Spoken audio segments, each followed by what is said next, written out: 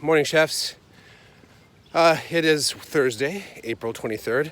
Apologize for maybe the shaky video. I'm trying to keep it as steady as possible. Got up a little bit late this morning, so in order to get my walk in, I had to switch up my routine a little bit, which I know for me, I'm not a big fan of, but I'm going to shorten up my walk a little bit, and I'll still get a little bit of exercise before the day starts. Was talking to a few parents this week, and some questions were popping up just around setting up for cooking in your kitchens. So here's some, I guess, tips, reminders, some things that we did in class just to get to the cooking a little bit faster, a little bit smoother, and with less resistance. So a couple of things. The routine of approaching cooking, like how you're setting up the cooking. I know that cooking and family meals happen randomly. Sometimes it isn't always easy to say, now we're going to take a specific hour and try and do cooking in this specific order. I know stuff changes. One of the things I will say, though, is that in class we always did wash hands, then we put on the apron, then we set up for cooking. So we did in that order: wash hands, put on the apron, then set up for cooking, whatever that might be. So there's one little system or routine.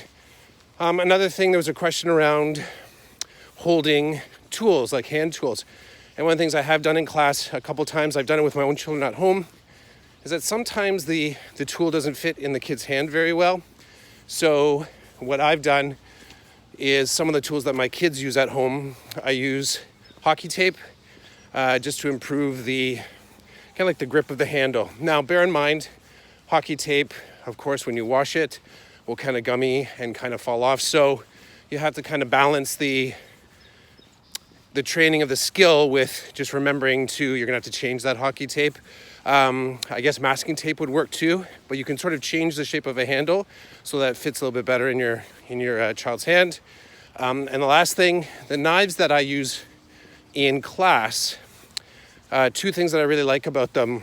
One, it's like a great big steak knife, and there's a picture of it on the Google Classroom if you want to see it. But the sides of the knife are very flat, and where the fingers wrap around, it's slightly curved. So my students' hands naturally fit into the contour of the knife, but because the sides of the knife are flat, they're able to kind of feel it securely in their hand. It doesn't roll around in their hand very much. The second thing that I really dig about them is that because they're steak knives, they have teeth on them, and the teeth help grip the foods when the kids are cutting them, and that allows me to reinforce the language of push, pull, push, pull. So push being the knife going through, and pull bringing the knife coming back. That's all I got for you today.